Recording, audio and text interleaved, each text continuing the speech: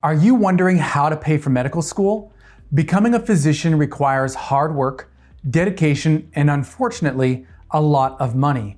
In this video, I'll cover how much medical school costs, what kind of financial aid is available for medical students, several strategies you can implement to pay for medical school, and tips to get you through school in good financial shape.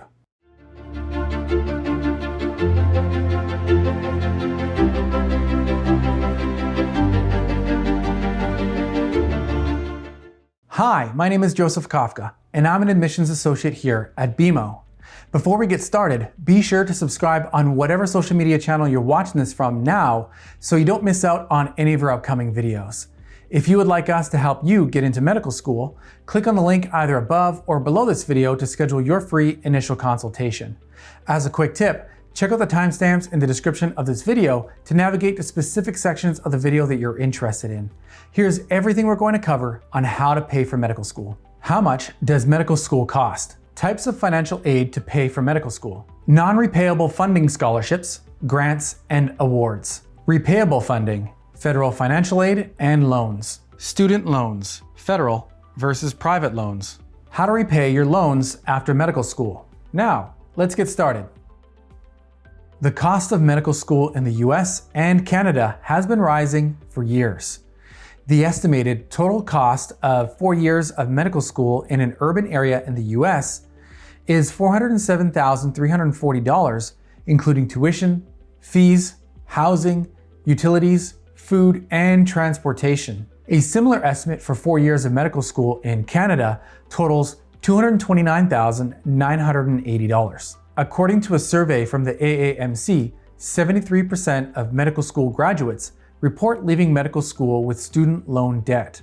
In the US, the national average graduate debt is around $200,000. In Canada, the average debt for medical school graduates is around $100,000, with over 42% of students reporting debt of $120,000 or more. Although such figures may seem discouraging, there's no need to panic. With good planning and the right information, you can learn to navigate through the complex landscape of medical education financing. As I mentioned before, planning ahead is key when considering how to pay for medical school. Before seeking funding, examine your current financial situation and commit to paying off your undergraduate loans and credit card balances before entering medical school. If feasible, start by tapping into your personal network, such as parents, relatives, or other benefactors who can help you start off on a stronger footing. As you will see, most government-sourced financial aid is based on financial need. However, there are other sources of paying for your medical school tuition that are based on merit. Let's look at the different types of financial aid available. Besides your own money, the best way to pay for medical school is with funding you don't have to pay back, including scholarships, grants, and awards. There are a number of scholarships available for students with excellent academic records, significant research interests, or those who identify as minorities.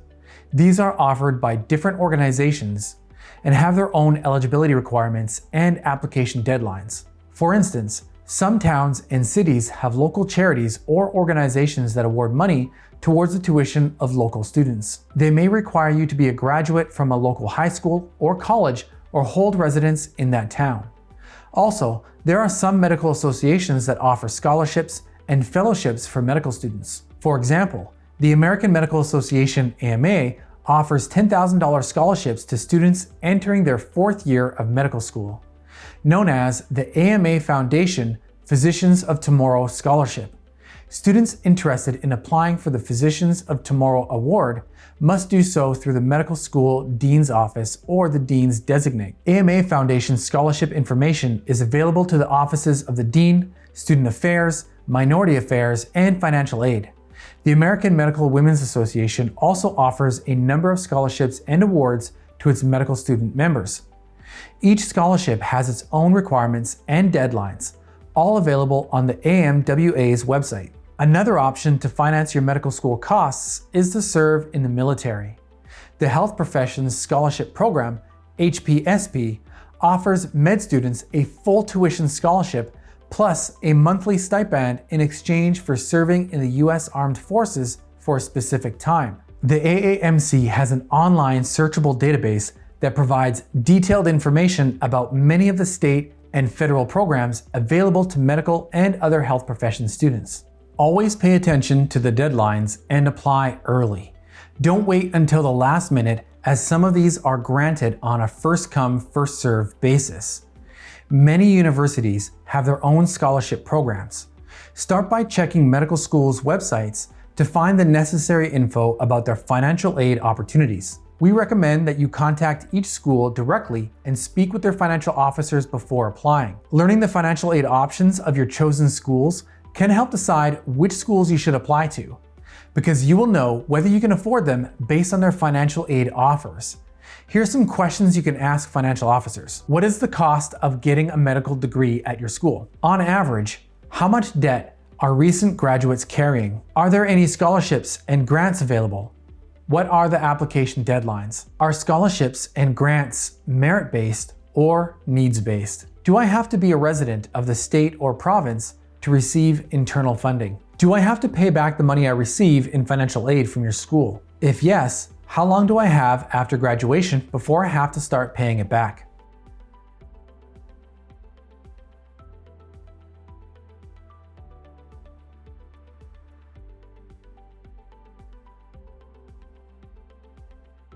FAFSA is an application form used to apply for financial aid, grants, student employment, and federal student loans. Medical schools use the FAFSA to put together your federal aid package for 1 year of college. Each school has its own deadline for filling out the FAFSA, so check out the medical school application timelines of your schools of choice to know the deadlines. Usually, to qualify for U.S. federal financial aid, you must demonstrate financial need, have a valid social security number, and be enrolled or accepted for enrollment as a regular student in an eligible degree or certificate program. Please review additional eligibility criteria to see if you qualify. International students wanting to attend a U.S. medical school can access federal funds through programs like Fulbright and Education USA. We recommend international students to apply for a social security number, which you will need to open a bank account in the US. Then fill out the FAFSA, specifying that you're not a citizen or a resident. Although the application will be rejected, your information will remain in the database and can be used by the school's financial aid office to qualify you for other programs. If you're Canadian, federal student grants and loans in Canada are available through your province or territory. There are grants available for full-time and part-time students who can demonstrate financial need and are enrolled in a designated educational institution. You don't need to repay grants you receive, but you do need to repay loans with interest after graduation. Once you've completed the FAFSA, the financial aid office of the schools you've chosen will receive all the info you submitted to FAFSA in the Institutional Student Information Report, or ISER. That's when you'll receive financial aid offers from the schools of your choice and must decide whether to accept the entire sum offered or just parts of it. How do you decide? Compare the amount offered with the cost of your medical school and other expenses. Take into account other sources of income you may have, such as scholarships, family money, savings, or a part-time job. You may not need to take all the money offered by the school. In fact, we strongly advise you to take the time and calculate how much money you will really need. Remember, you will have to pay all this money back. Be careful of accepting the entire amount offered. Generally, if you decide later that you need more money, you can request for it again. You should first accept all the grants and scholarships that you don't need to repay before accepting student loan offers and other funding you must pay back after graduation. It is likely that you've applied to several schools, so compare the aid packages and calculate the final costs of attendance. If you need help deciding, don't hesitate to contact the school's financial aid officer. Often, scholarships and grants are not enough to pay for medical school, and students are forced to take out medical school loans. If this is your case, you may take out federal loans from the government or private loans from commercial or private lenders. Federal loans have better repayment terms because interest rates of federal loans are fixed and lower than those of private loans. Your aid offer will likely include a direct loan, a U.S. federal education loan with fixed interest rates and flexible repayment terms. You can borrow up to the school's cost of attendance, which covers tuition and fees, books and supplies, room and board, and other required expenses.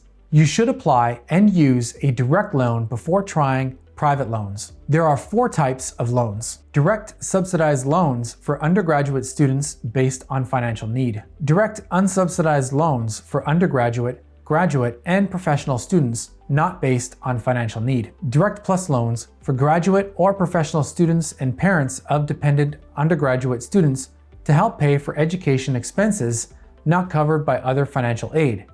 Not based on financial need, but requires a credit check. Direct consolidation loans, which allow borrowers to combine all eligible federal student loans into a single loan with a single loan servicer. As a medical student, you would only be eligible for unsubsidized loans, and you can borrow up to $20,500 each year.